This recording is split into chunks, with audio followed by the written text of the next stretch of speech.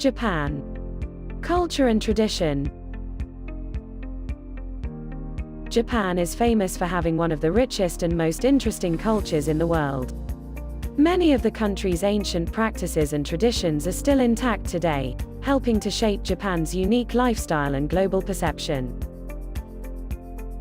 While most Westerners conjure thoughts of sushi, samurai and sumo wrestlers when they think about Japanese culture, and they wouldn't be wrong, these notions barely scratch the surface of the Japanese people and their multifaceted culture. Even though Japan, much like other neighboring East Asian countries, has been influenced by China and Chinese culture since the classical times, ever since the United States ended Japan's long period of relative isolation in the 19th century, Japan has opened up to and embraced Western cultures from regions such as Europe and North America. While learning from other countries, Japan also successfully retains its own unique and beautiful culture. If you are getting ready to take a holiday to the land of the rising sun, heading there for business purposes, or just looking to be aware and respectful to people from this country, here are some traditions and rituals that you need to know in order to blend in with the locals and not succumb to an acute case of culture shock.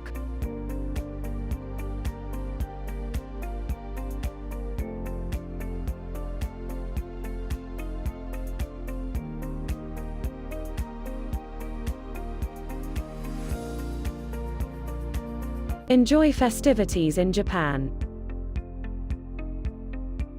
With a temperate climate, Japan has 4 lovely and distinct seasons.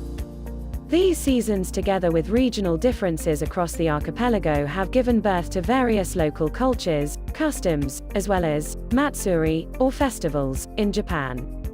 Deriving from the country's unique Shinto religion, these festivals are closely related to Japanese people's religious beliefs as well as customs developed in Japan's agrarian past.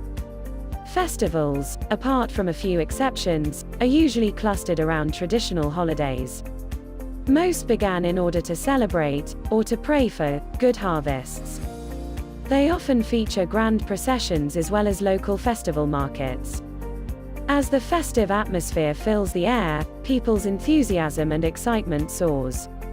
Be sure to enjoy at least one matsuri if you have the chance. Learn the history and culture. History plays an important part in Japanese culture. Many castles and streets are still preserved the way they were built. Having a polytheistic culture, there are also a lot of shrines and temples all around Japan. Influences from Buddhism and the traditional Shinto religion can be seen in these traditional architectures. Some of these castles and temples are listed as UNESCO World Heritage Sites. Visit these fascinating historical sites and various museums across the country to have a first-hand experience of the history and the culture of Japan.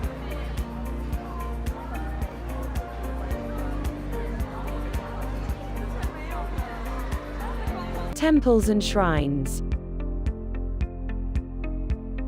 The histories of temples and shrines can go back hundreds to even thousands of years. Take a trip to these temples and shrines and learn about how culture and aesthetics are deeply rooted in the daily life of every Japanese people.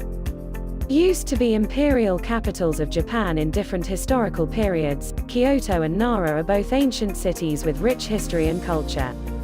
With many temples and shrines with historical meaning well preserved, Kyoto and Nara are both listed as historic monuments in the list of UNESCO World Heritage Sites.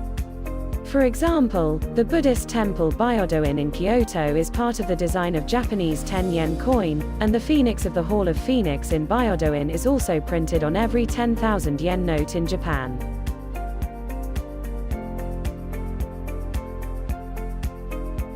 Japan's castles. Most of Japan's castles were originally conceived as fortress for military defense. They were often placed in strategic locations, but as towns and cities developed, some were built as centers of governance. As Japan used to consist of many states, there were at one point 5,000 castles scattered throughout the country. Today, there are more than 100 castles still extant in Japan. Some of the most famous castles include the Himeji Castle in Himeji City, the Kumamoto Castle in Kumamoto, and the Matsumoto Castle in Nagano. Generally well preserved, most of the Japanese castles are open to the public for tours and exploration. Mostly managed by local governments, these castles often offer guided tours to tourists, and/or reenactments of historical scenes.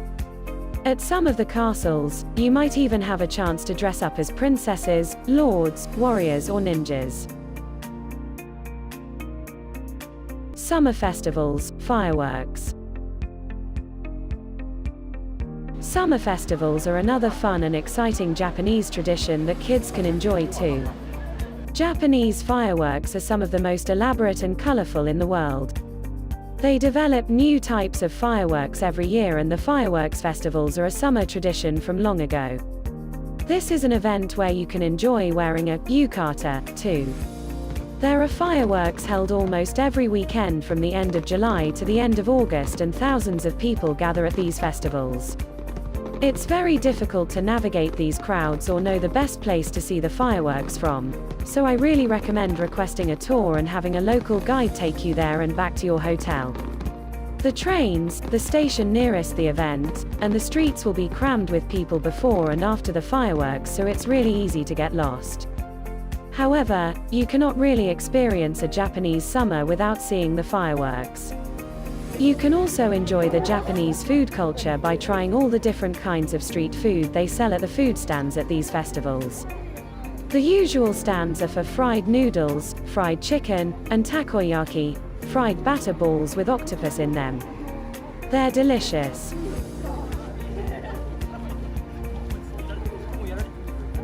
Cherry blossom viewing. As you know, spring is all about seeing the cherry blossoms in Japan. They bloom from around the last days of March to the first week of April. Nowadays there are many tours to take you to see the beautiful cherry blossoms. One thing you'll probably see a lot when going on these tours are people having picnics under the flowering trees. This is a custom called ohanami, or literally cherry blossom viewing. People enjoy talking, eating, drinking alcohol, and overall having a good time under the cherry blossoms. Doing this at night is called yozakura, or night cherry blossoms. Night picnics tend to have more alcohol and get more rowdy with drunk people. Even when there are no lawns to sit on, they spread plastic sheets on the asphalt pavement of the walkways and just have their picnic there. There are so many people in the parks on weekends that you'll want to go on a weekday if possible. And make sure to dress warmly as it's still very chilly after sunset in spring.